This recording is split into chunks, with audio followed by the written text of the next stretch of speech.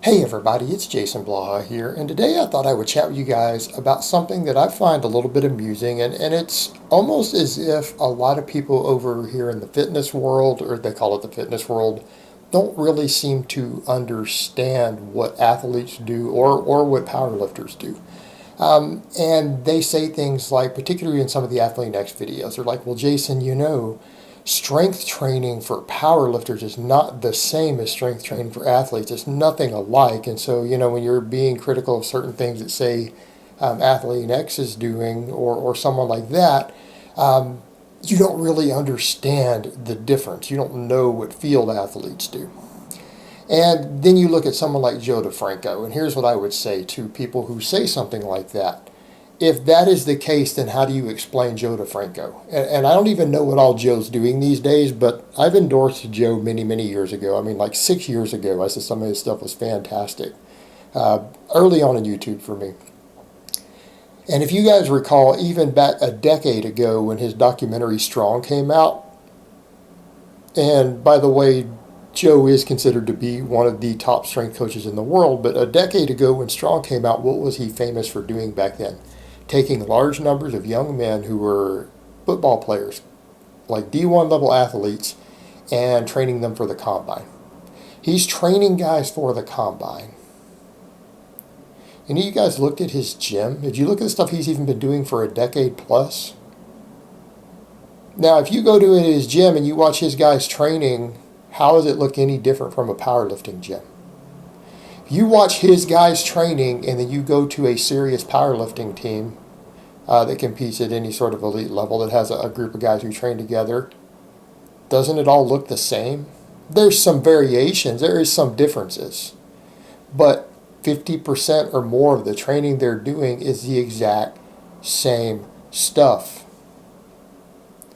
You go over and do Franco's gym, what are they doing? Squat, benching, deadlifting, pulling sleds, farmer's carries, box jumps. How much stuff has he got guys doing with speed work with bands? How much work is being done with chains, specialty bars, floor presses? Go look at how Joe trains his guys and has done for over a decade, getting guys ready for the combine. And then he started branching out and training all sorts of other athletes because his original interest was in football. And then the guy starts training other sorts of people, boxers, baseball players. All of these people who would think of as real athletes, but what does their training look like? Now, granted, there is a bit more running and sprinting being done, but when you take the sprinting out, let's assume you take the sprinting out. They're all on powerlifting programs. All of their strength training is powerlifting. All their explosive training is powerlifting. All their conditioning work is powerlifting. And people say, well, what do you mean? Powerlifters just do the squat, bench, and the deadlift. What do you guys see me doing?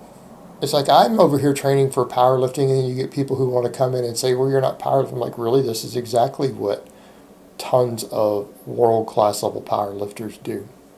And I think what's happened is that certain people have been popularized in YouTube and been popularized through bodybuilding circles because they go to certain sorts of events, and people are clueless about what goes on in the rest of the powerlifting world. They're clueless as to how large numbers of the top people train.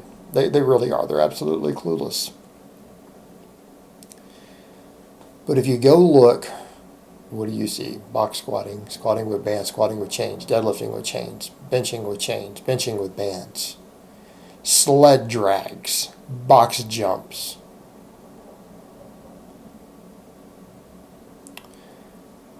Because that's normal, and people seem to forget that. They have these weird ideas because they see certain niche guys in, say, my sport, and they assume that a lot of modern strength and conditioning didn't overlap and come out of the powerlifting world. It actually did. And people need to understand that. A lot of what is done in professional elite level sports today in terms of their strength training came directly from the powerlifting world. And Powerlifters are generally in shape. Powerlifters are fast. Powerlifters are explosive. There's this myth out here among people who don't do real training that somehow that guys who do sled drags and speed squats and who can squat 600 pounds raw are not in shape and not athletic. And I'm not saying they're necessarily genetically gifted athletes, because a certain amount of athleticism is purely genetic that you can't train for, some of your ability. It's particularly things like your vertical jump, like your jumping height, things like that. That is so genetic that there's very little you can do for that. How you're born is going to affect that more than what you do for your lifetime of training, dramatically more so. Not saying the other doesn't matter, but it's the biggest factor. But you go look at how a lot of elite powerlifters train. Tons of speed work, tons of explosive work, even box jumps, conditioning work, dragging sleds, pushing prowlers, farmer's walks, weighted carries. Right? That's the name of the game. That is what powerlifters do. That is what we do.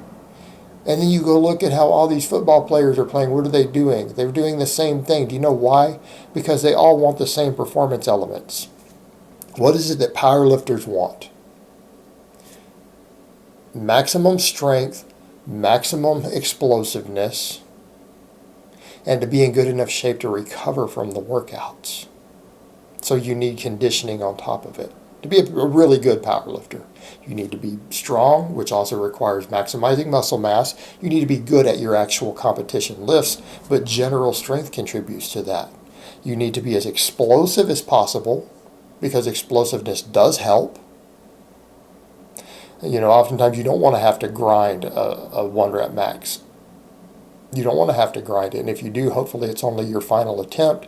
You want your others to be as explosive as possible, and they're less fatiguing. Ramping to that last lift, if it does happen to be a grinder. And you need conditioning. You need to be in shape. Well, you go watch, what do most field athletes want? They want speed and power. They want strength and muscle.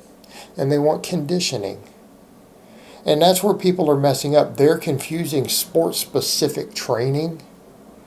Sport-specific trainings that's specific to your sport, such as specifically learning to do things with throwing a ball and catching a ball. That's an example. Learning to punch as a boxer. Right, those are sport-specific. And I'm being very obtuse there, but they're very sport-specific. The strength and conditioning component, which is what you have coaches who handle, is not to teach you how to throw the ball better. It's not to help you with your footwork as a boxer. They're there to get you as strong, as an explosive, and as conditioned as is necessary for your sport. Well, it's the same stuff. Why do powerlifters use box squats with bands? Because of the rate of force production. Well, isn't that the same thing that football players want? Who have to sprint across the field. Isn't that the same thing sprinters want? Isn't that the same thing MMA fighters want? They want maximum speed, strength, and explosiveness in their legs and through their body, right? So you go to a lot of these top gyms and they do the exact same thing. It's the same thing. They're training powerlifting. It's all the same thing. Right? I would hope so. People grasp that at this point. They're using the same tools. Well, guys who need conditioning, do you guys think conditioning is about doing an hour of list cardio? No, that's just general health. That's endurance. That's not conditioning. A lot of these guys that get out there and they push a prowler or drag a sled or do a weighted carry, that's right, because it works. It's conditioning work. Well, powerlifters do the same thing for the exact same reason. They want to be conditioned. And it's strength-based conditioning. So you see guys like Joe who do all this stuff and will be one of the more famous, well-known strength coaches out there. I mean, Joe's a very respected guy. Joe DeFranco's a very respected strength coach. And this is how he's trained people forever. This is how he trains himself. This is what he does with all these football players and did a long time ago. Now he works with tons of other people. But it was football players at one time. And then, like I said, he branched into some baseball and boxers, and then he just expanded from there. Guy's considered to have one of the top strength and conditioning gyms in the entire world. You go in there and it looks like a powerlifting gym. So when you see that and then people come and say, well, they don't train like powerlifters. Yeah, they do. Yeah, they do. So when you see people who are then promoting athletic training and it's a bunch of bodybuilding, it looks like a bodybuilding gym, I'm going to say they're pretty far off the mark. From what I can tell, there's not a lot of difference between the training styles of, say, NFL players and top-level powerlifters. They're pretty similar in terms of their actual strength and conditioning. In fact, I'd venture to say, and this has been seen, there are NFL players who go to Westside. People don't really go there to train sometimes. People may not be aware of that. You could probably take a standard powerlifting rotation like that on a 4-day-a-week system and throw a football player in there in the rotation with your powerlifters, and he's going to become better at his sport. It would handle his strength and conditioning. It wouldn't necessarily work on his specific sports skills and his agility training, but it would handle his strength and conditioning. It's all the same thing, guys. It really is the same thing. You take me, a guy who's an effective NFL player who's run an effective strength and conditioning program, and I can promise you his powerlifting total's pretty good too.